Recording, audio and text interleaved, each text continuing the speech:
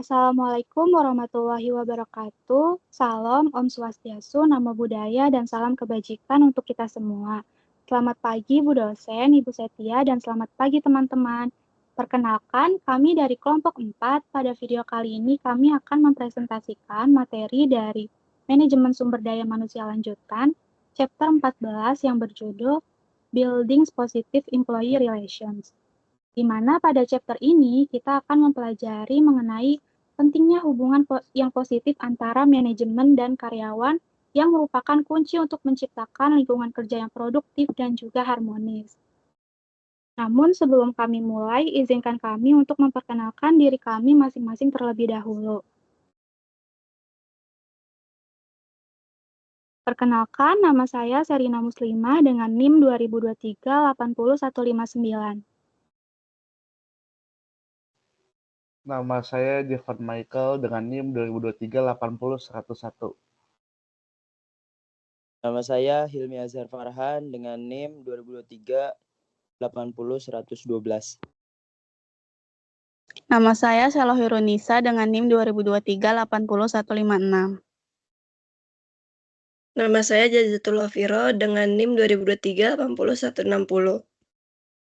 Nama saya Chandra Kusumawati dengan NIM 2023-80170.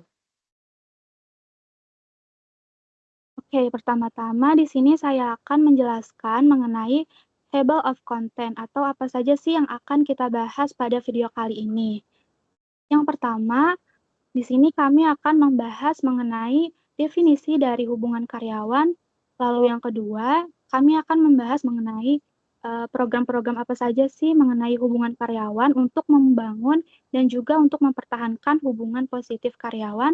Lalu yang ketiga, kami akan membahas mengenai bagaimana cara untuk mengorganisasi etika. Lalu yang keempat, kami akan membahas mengenai bagaimana cara mengelola disiplin karyawan. Dan pembahasan yang terakhir, kami akan membahas mengenai panduan keterlibatan karyawan bagi para manajer. Langsung saja kita masuk ke pembahasan pertama yang akan dijelaskan oleh Sela Khairunisa. Yang pertama, kita akan belajar apa itu hubungan karyawan atau employee relation.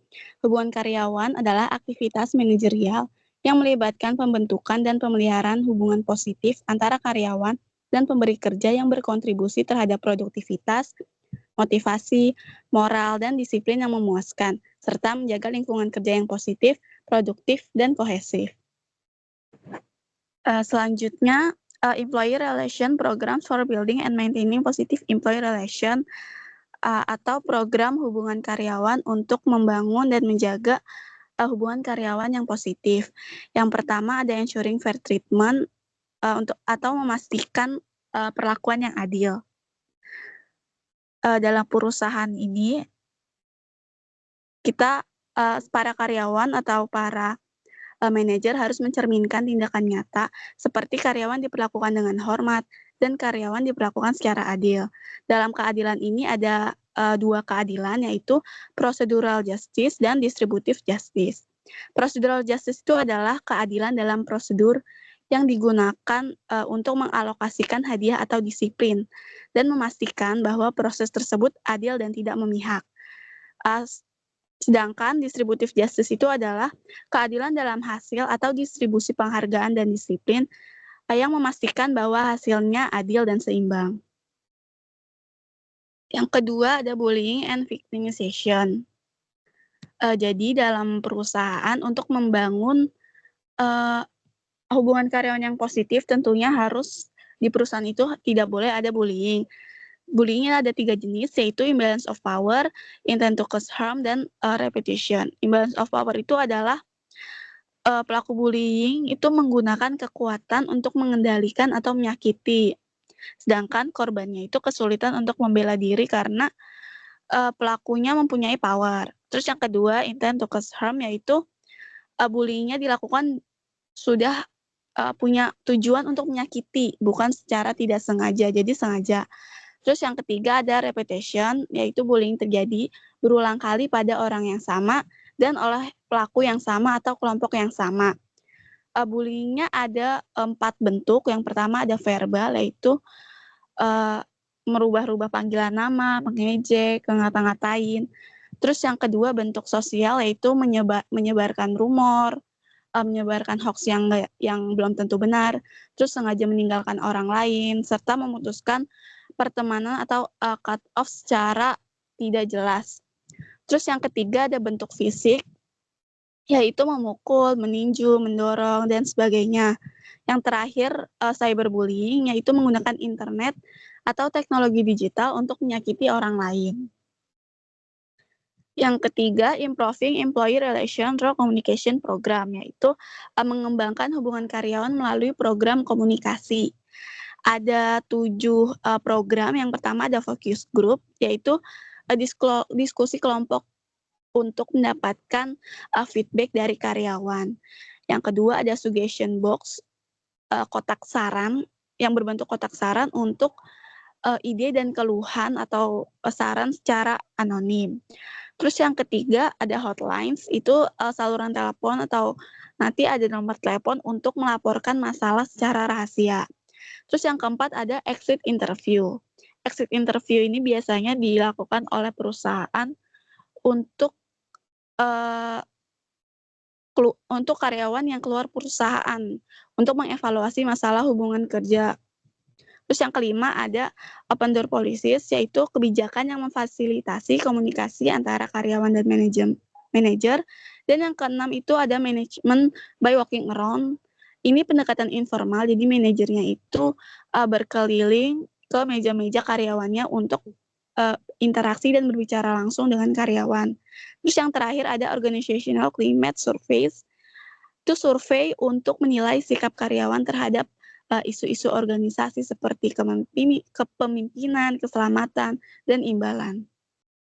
Selanjutnya ada develop employee recognition or relation programs atau mengembangkan program pengakuan atau hubungan karyawan. Itu ada 2. Yang pertama itu ada program penghargaan layanan, yang itu ada meninjau masa kerja karyawan yang ada, menetapkan periode penghargaan yang bermakna. Yang kedua ada program pengakuan. Berikutnya ada use employee involvement programs atau menggunakan program keterlibatan karyawan. Hubungan karyawan cenderung membaik ketika karyawan terlibat dengan perusahaan dengan cara-cara yang positif. Yang pertama itu ada focus group, yang kedua juga ada sosial media. Nah, terus selanjutnya ada using employee involvement teams, itu ada yang pertama ada suggestion teams atau tim saran. Yang kedua ada problem solving teams atau tim pemecahan masalah. Yang ketiga ada quality circle atau lingkaran kualitas. Yang terakhir ada self-managing atau mengelola diri sendiri. Ada using suggestion system. Yang ketiga ada ethical organization. Itu meskipun etika keadilan dan moralitas membantu mengatur bagaimana pemberi kerja memperlakukan karyawan mereka, hak-hak yang dapat ditegakkan yang tertanam dalam hukum ketenaga kerjaan juga mengatur apa yang dapat dilakukan oleh pemberi kerja dan karyawan. Berikutnya ada faktor yang membentuk perilaku etis di tempat kerja. 3 faktor yang membentuk perilaku etis itu, yang pertama ada the person atau bad habits, yang kedua ada situation atau bad access, yang ketiga ada company environment atau bad barriers, itu ada pressures and some organizational culture. Yang ketiga ada cara manajer untuk menciptakan lingkungan yang beretika. Itu yang pertama ada kurangi tekanan yang berhubungan dengan pekerjaan. Yang kedua ada memperjelas apa yang boleh dan tidak boleh dilakukan. Yang ketiga mencontohkan perilaku atau walk the talk. Yang keempat ada memperkuat perilaku yang diinginkan, bukan perilaku yang tidak diinginkan. Yang terakhir ada menanggapinya dengan serius. Yang keempat ada cara manajer sumber daya manusia dapat menciptakan lingkungan yang lebih beretika. Yang pertama itu ada menetapkan kebijakan dan kode etik. Yang kedua ada menegakkan aturan. Yang ketiga ada mendorong pelapor pelanggaran. Berikutnya ada membangun budaya etis. Yang kelima memperkerjakan orang yang tepat. Yang keenam menggunakan pelatihan etika. Yang ketujuh menggunakan sistem penghargaan dan disiplin. Dan yang terakhir menetapkan kebijakan privasi karyawan. Selanjutnya ada managing employee discipline, yaitu mengelola disiplin karyawan. Mengelola disiplin karyawan ini memiliki tujuan dari disiplin adalah untuk mendorong karyawan agar berperilaku bijaksana di tempat kerja, di mana kebijaksanaan berarti mematuhi peraturan dan ketentuan. Dan membentuk hubungan karyawan yang positif, terus mengelola masalah hukum. Selanjutnya, yang pertama ada the three pillars of fair discipline. Yang pertama ada rules and regulation, yaitu peraturan harus mencakup masalah-masalah seperti pencurian, perusakan properti perusahaan, minum-minuman keras di tempat kerja, dan pembangkangan.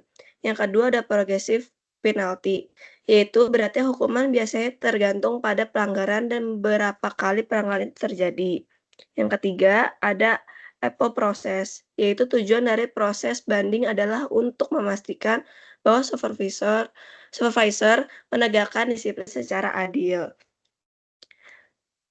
Selanjutnya, yang kedua itu disseverity counts atau comparing males and females in discipline situation, yaitu penelitian ini menunjukkan bahwa baik pria maupun wanita cenderung memberikan hukuman yang lebih berat kepada wanita dalam situasi disiplin kerja, terutama ketika wanita dianggap tidak mematuhi ekspektasi sosial terkait perilaku mereka, menunjukkan adanya bias gender dalam pengambilan keputusan. Selanjutnya, yang ketiga yaitu how to discipline an employee. Yang pertama, pastikan bukti-bukti tersebut mendukung tuduhan pelanggaran dilakukan oleh karyawan. Yang kedua, memberikan peringatan yang cukup kepada karyawan tentang konsekuensi disiplin dari tindakan yang dilakukan dan minta tanda tangan mereka. Yang ketiga, aturan yang dilanggar harus terkait dengan kelancaran dan keamanan operasi tempat kerja. Yang keempat, selidiki masalah secara objektif sebelum memberi sanksi. Yang kelima, penyelidikan harus menghasilkan bukti yang kuat tentang masalah. Yang keenam, terapkan peraturan dan sanksi secara adil tanpa diskriminasi. Yang ketujuh, berikan proses yang adil termasuk kesempatan untuk membela diri dan proses banding. Yang ke-8, karyawan berhak didampingi terutama bagi karyawan serikat.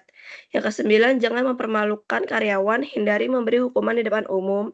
Yang ke-10, mendengarkan penjelasan karyawan. Yang ke-11, beban pembuktian ada pada Anda dianggap tidak bersalah sampai terbukti. Yang ke-12, pastikan keputusan didasarkan pada fakta, bukan gosip atau kesan umum. Dan yang terakhir adalah jangan bertindak saat marah. Selanjutnya, disiplin without punishment, artinya disiplin tanpa hukuman. Yang pertama, ada pengingat lisan, yaitu pada pelanggaran pertama, berikan pengingatan lisan secara pribadi kepada karyawan, tanpa hukuman langsung. Yang kedua, pengingat tertulis. Maksudnya, jika pelanggaran berulang selama 6 minggu, berikan pengingat tertulis dan adakan diskusi kedua dengan karyawan, sambil menyimpan catatan dalam berkas karyawan. Yang ketiga, cuti dengan bayar untuk refleksi. Maksudnya, jika pelanggaran terus berlanjut, berikan cuti sehari dengan pembayaran penuh untuk merenung apakah karyawan ingin tetap mematuhi aturan. Yang keempat, pembersihan catatan atau pemecatan. Maksudnya, jika tidak ada pelanggaran lebih lanjut dalam waktu 1 tahun, catatan terkait pelanggaran dibersihkan dari berkas karyawan. Jika pelanggaran berulang, karyawan dapat diberhentikan. Selanjutnya, ada Employee Engagement Guide for Managers. Artinya, keterlibatan karyawan, panduan untuk manajer. Yang A, how companies become best companies to work for. Artinya, bagaimana perusahaan menjadi perusahaan terbaik untuk bekerja. Perusahaan menjadi best companies to work for dengan menerapkan program-program manajer yang fokus pada menciptakan hubungan karyawan yang positif, yang berkontribusi pada lingkungan kerja yang baik dan menyenangkan. Yang B, the best companies to work for. Artinya, perusahaan terbaik untuk bekerja. Perusahaan yang masuk dalam daftar Best Companies to Work For diidentifikasi berdasarkan survei yang mengukur tingkat kepercayaan, kebanggaan, dan kepuasan karyawan, serta praktik manajemen yang baik yang diterapkan perusahaan. Ada 3 perusahaan yang disebut dalam daftar Fortune Magazine's 100 Best Companies to Work For. Yang pertama, SAS, maksudnya Statistical Analysis System. Yang kedua, ada Google. Yang ketiga, ada FedEx. Selanjutnya, SAS, Great Benefits, Trust, and Work-Life Balance. SAS menawarkan manfaat karyawan yang komprehensif, termasuk cuti tahunan yang dibayar, asuransi, jadwal kerja fleksibel, pusat kebugaran di tempat, dan subsidi untuk pusat penitipan anak. Manfaat ini membantu mengurangi stres dan meningkatkan kebahagiaan karyawan. Selanjutnya, SAS membangun kepercayaan dengan karyawannya, termasuk janji tidak akan ada PHK selama resensi 2008. Karyawan diberikan kebebasan dalam pengaturan jam kerja dan merasa dihargai. Lalu yang terakhir, SAS memiliki tingkat turnover karyawan yang sangat rendah, hanya sekitar 3% dibandingkan rata-rata industri 20%. Hal ini menghemat biaya perusahaan, meningkatkan keterlibatan, moral, dan produktivitas. Oke, selanjutnya di sini saya akan menjelaskan perusahaan yang kedua, yaitu Google, di mana Google menekankan happiness and people analytics. Google memberikan manfaat dan fasilitas unik untuk meningkatkan kesejahteraan dan juga kebahagiaan karyawan, seperti fasilitas perawatan pakaian, tempat bermain, bowling, kafe, transportasi, dan juga tempat tidur siang.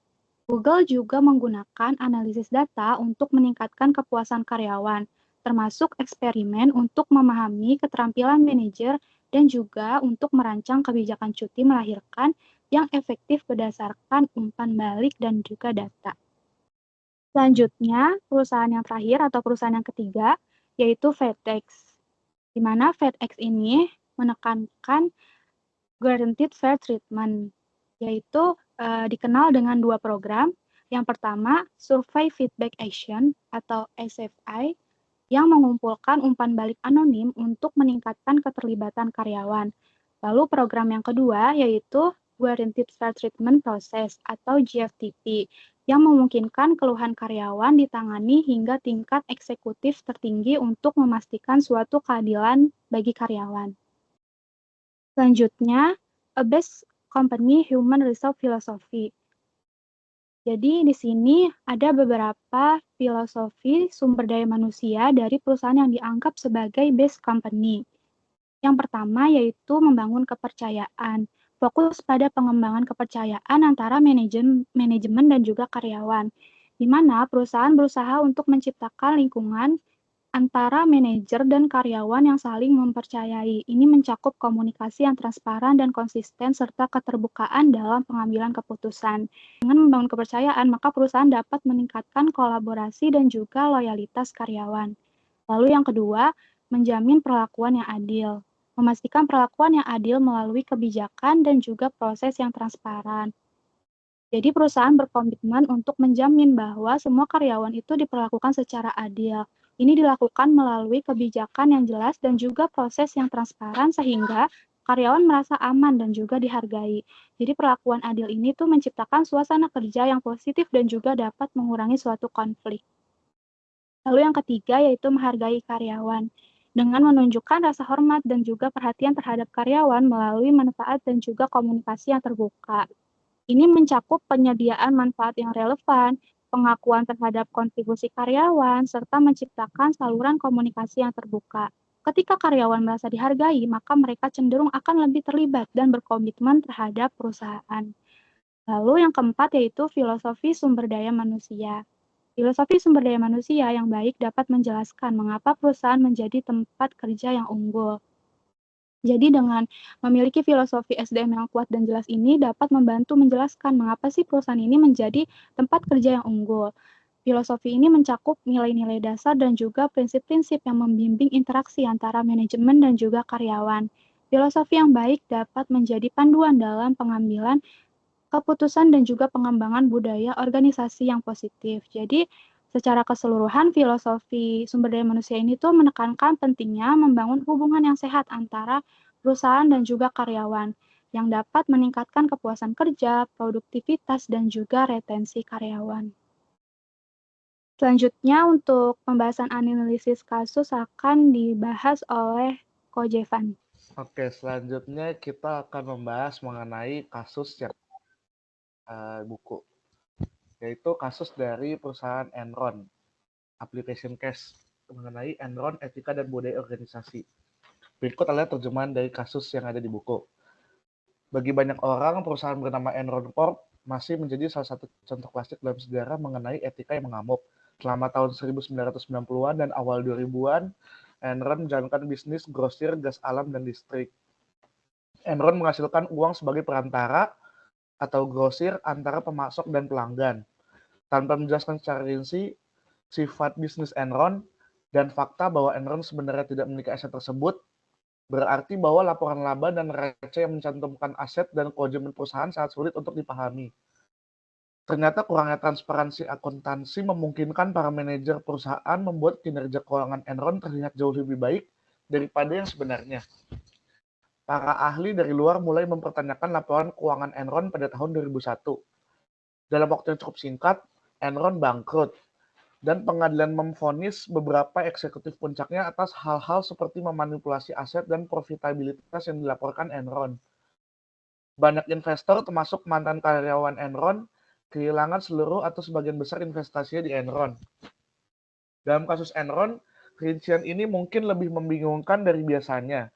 Seperti yang dikatakan seorang penulis, Enron memiliki semua elemen yang biasanya ditemukan dalam program etika dan kepatuhan yang komprehensif, yaitu kode etik, sistem pelaporan, serta video pelatihan tentang visi dan nilai-nilai yang dipimpin oleh para eksekutif puncak perusahaan.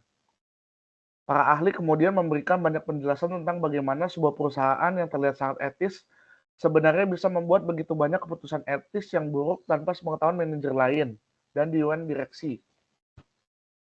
Penjelasannya berkisar dari penyembunyian informasi yang disengaja oleh petugas hingga penjelasan yang lebih bersifat psikologis. Misalnya karyawan tidak ingin menentang atasannya dan peran irasionalitas yang mengejutkan dalam pengambilan keputusan. Namun mungkin penjelasan yang paling persuasif tentang bagaimana perusahaan yang tampaknya etis bisa berbuat salah adalah terkait dengan budaya organisasi. Alasannya di sini adalah bahwa yang menentukan perilaku etis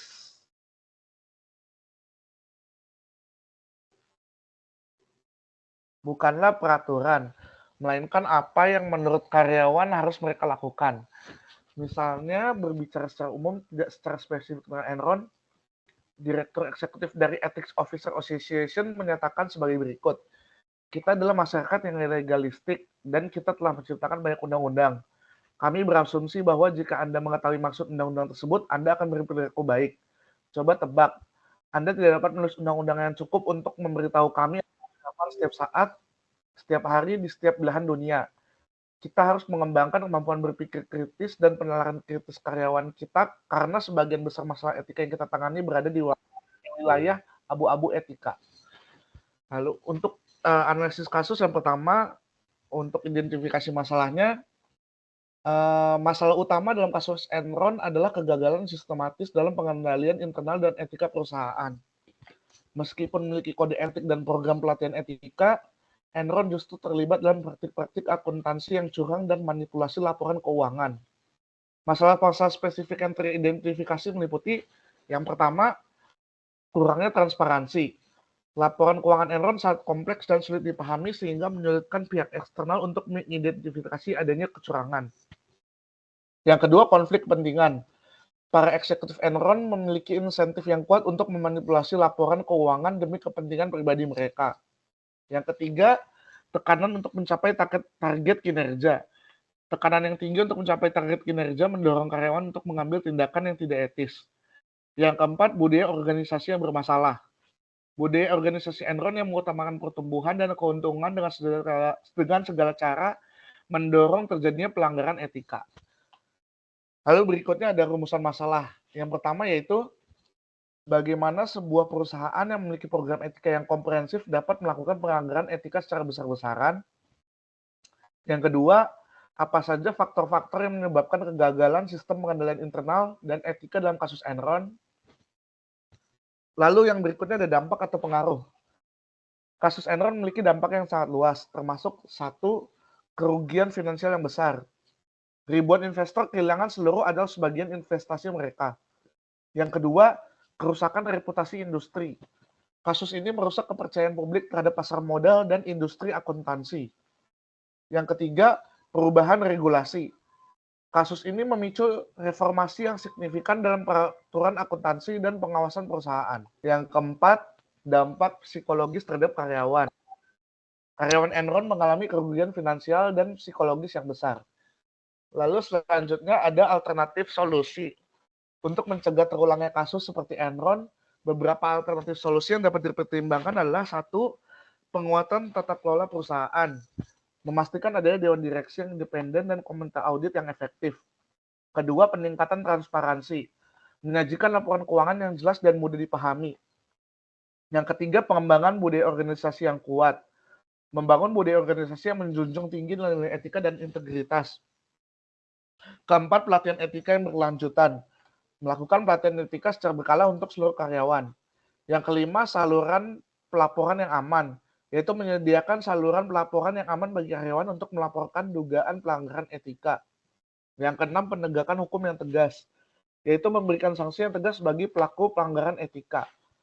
Lalu untuk solusi terbaik atau alternatif yang dipilih yaitu solusi terbaik untuk mencegah terulangnya kasus seperti Enron adalah kombinasi dari beberapa alternatif solusi. Perusahaan harus memiliki sistem pengendalian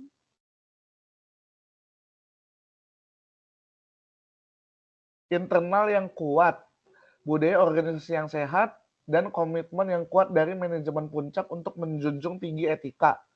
Seperti yang disebutkan dalam kasus Enron, budaya organisasi memiliki peran yang sangat penting dalam membentuk perilaku karyawan. Budaya organisasi yang sehat akan mendorong karyawan untuk bertindak etis bahkan dalam situasi yang sulit. Untuk kesimpulannya adalah kehancuran Enron merupakan sebuah pelajaran berharga tentang pentingnya etika dalam bisnis. Kasus ini menunjukkan bahwa bahkan perusahaan yang sangat sukses sekalipun dapat runtuh jika tidak memiliki fondasi etika yang kuat. Perusahaan harus menyadari bahwa sekedar memiliki kode etik dan program pelatihan etika tidak cukup. Budaya organisasi, kepemimpinan, dan sistem pengendalian internal yang kuat juga sangat penting untuk mencegah terjadinya pelanggaran etika. Perusahaan harus menciptakan budaya organisasi yang sehat, di mana etika menjadi prioritas utama. Lalu berikutnya untuk pertanyaan kasus dari buku.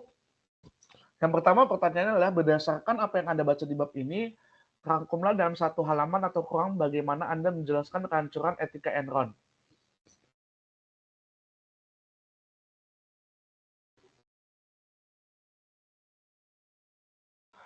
Lalu pertanyaan yang kedua yaitu dikatakan bahwa ketika seorang analis sekuritas mencoba mengkonfrontasi CEO Enron tentang laporan akuntansi perusahaan yang tidak biasa, CEO tersebut secara terbuka menggunakan bahasa vulgar untuk menggambarkan analis tersebut. Dan karyawan Enron kemudian menganggap tindakan tersebut sebagai hal yang lucu. Jika benar, apa yang dikatakan mengenai budaya etika Enron? Yang ketiga, kasus dan bab ini membahas tentang bagaimana budaya organisasi mempengaruhi perilaku etis. Menurut Anda, peran apa yang dimainkan budaya di Enron? Berikan 5 contoh spesifik mengenai hal-hal yang dapat dilakukan CEO Enron untuk menciptakan budaya etika yang sehat. Untuk jawabannya dari yang pertanyaan pertama yaitu, kehancuran etika Enron adalah contoh tragis bagaimana budaya organisasi dapat berdampak pada integritas perusahaan. Enron Corp yang awalnya dikenal sebagai perusahaan yang memiliki semua elemen dari program etika dan kepatuhan yang komprehensif mengalami keruntuhan besar karena pelanggaran etika dan manipulasi laporan keuangan yang serius. Meskipun Enron memiliki kode etik dan sistem pelaporan, ketidakberesan terletak pada implementasi dan budaya organisasi dalamnya. Salah satu faktor utama adalah kurangnya transparansi dalam laporan keuangan yang memudahkan manajer untuk memperindah kinerja keuangan. Hal ini menciptakan lingkungan di mana manipulasi data tidak hanya mungkin, tetapi juga tampaknya dapat diterima. Penjelasan yang sering diangkat adalah bahwa meskipun Enron memiliki program etika formal, praktik sehari-hari dalam perusahaan dan budaya yang berkembang di dalamnya sangat mendukung perilaku tidak etis. Karyawan dan eksekutif cenderung mengikuti perilaku dan norma-norma yang ada di sekitar mereka, dan jika budaya organisasi mendorong atau setidaknya tidak menentang tindakan tidak etis, maka tindakan tersebut cenderung diterima dan bahkan dianggap normal. Selain itu, penekanan yang besar pada keuntungan finansial dan tekanan untuk menunjukkan kinerja yang baik tanpa mempertimbangkan integritas dan etika bisa memicu pengambilan keputusan yang buruk. Untuk memanipulasi laporan keuangan dan menyembunyikan informasi penting menjadi bagian dari norma perusahaan yang mengarah pada keuntungan besar ketika penyelewengan tersebut terungkap. Lalu untuk jawaban dari pertanyaan kedua yaitu, jika CEO Enron menggunakan bahasa vulgar untuk menggambarkan analis sekuritas yang mengonfrontasi laporan akuntansi perusahaan, ini menunjukkan lingkungan budaya yang sangat buruk dalam hal etika. Tindakan tersebut mengirimkan pesan yang jelas kepada karyawan bahwa perilaku tidak profesional dan tidak menghormati orang lain dapat diterima di perusahaan. Reaksi yang meremehkan dan humor yang diberikan oleh karyawan terhadap bahasa kasar CEO menunjukkan bahwa budaya di Enron menoleransi atau bahkan merayakan perilaku yang tidak profesional dan tidak etis. Ini mengindikasikan bahwa norma-norma di perusahaan tidak mendukung pertanyaan atau kritik yang membangun dan malah lebih condong untuk menghargai sikap yang agresif terhadap mereka yang coba menegakkan standar etika. Hal ini menunjukkan bahwa manajemen perusahaan tidak memiliki integritas dan tidak peduli dengan reputasi perusahaan. Budaya semacam ini dapat menanamkan sikap bahwa perilaku tidak etis, termasuk penggunaan bahasa kasar dan penghinaan terhadap kritik adalah hal yang bisa diterima atau bahkan dihargai dalam konteks perusahaan. Ini menciptakan lingkungan di mana karyawan merasa tertekan untuk tidak melaporkan ketidakberesan atau berkompromi dengan integritas mereka untuk menjaga keharmonisan dan menghindari konflik. Lalu untuk jawaban yang pertanyaan ketiga yaitu, budaya organisasi di Enron memainkan peran kunci dalam keruntuhan etis perusahaan. Budaya yang mendorong perilaku kompetitif dan keuntungan jangka pendek tanpa memperhatikan etika secara serius mendorong karyawan untuk terlibat dalam praktis yang tidak etis. Untuk menciptakan budaya etis yang sehat, CEO Enron dapat mengambil langkah-langkah berikut. Yang pertama yaitu menegakkan transparansi, yaitu CEO harus memastikan bahwa seluruh laporan keuangan dan praktik akuntansi perusahaan benar-benar transparan, mengimplementasikan prosedur audit yang ketat dan mendorong keterbukaan dalam laporan keuangan dapat membantu mencegah penyelewengan. Yang kedua yaitu mempromosikan komunikasi terbuka, membuat saluran komunikasi yang aman dan efektif bagi karyawan untuk melaporkan masalah etika tanpa takut akan balasan. Hal ini termasuk menyediakan pelatihan dan sumber daya yang memadai untuk mendukung karyawan dalam membuat keputusan etis. Yang ketiga, menetapkan teladan yang baik, yaitu memimpin dengan memberikan contoh perilaku etis yang baik. CEO dan eksekutif puncak harus menunjukkan integritas dan komitmen terhadap etika dalam setiap aspek tindakan dan keputusan mereka. Yang keempat, menghargai dan mengesahkan etika, menerapkan sistem penghargaan dan sanksi yang jelas terkait perilaku etis. Karyawan yang menunjukkan kepatuhan terhadap standar etika harus dihargai, sementara mereka yang melanggar harus dikenakan sanksi sesuai kebijakan. Yang kelima, melibatkan semua tingkatan, mengintegrasikan etika ke dalam semua aspek operasional perusahaan, termasuk dalam pelatihan, penilaian kinerja, dan perencanaan strategis. Budaya etika harus menjadi bagian dari DNA perusahaan, mempengaruhi cara semua orang berpikir dan bertindak. Nah, langkah-langkah ini dapat membantu membangun kembali dan mempertahankan budaya etika yang sehat, yang penting untuk keberlangsungan jangka panjang dan reputasi perusahaan. Baik, selanjutnya yang terakhir di sini saya akan memberikan kesimpulan mengenai chapter 14 ini. Membangun hubungan karyawan yang positif melibatkan penciptaan lingkungan kerja yang mendukung produktivitas, motivasi, dan juga moral. Ini dilakukan melalui program komunikasi, pengakuan, dan keterlibatan untuk mengatasi perlakuan yang tidak adil. Etika juga berperan penting yang dipengaruhi oleh faktor individu, organisasi, dan juga budaya perusahaan. Proses disiplin harus adil dan juga sesuai dengan aturan serta memiliki sistem banding. Kita dapat belajar dari perusahaan terbaik seperti SAS, Google, dan FedEx yang menunjukkan pentingnya kepercayaan, perlakuan adil, dan juga perhatian terhadap pertumbuhan karyawan. Jadi pada intinya, ketika karyawan itu merasa dihargai, didengarkan, dan juga didukung, mereka tidak akan hanya bekerja lebih baik, tetapi mereka juga bisa berkembang lebih baik dan menciptakan keberlanjutan perusahaan yang sukses. Demikianlah presentasi yang kelompok kami dapat sampaikan. Semoga apa yang kami sampaikan bisa dipahami dengan jelas. Kurang lebihnya mohon maaf. Terima kasih. Wassalamualaikum warahmatullahi wabarakatuh.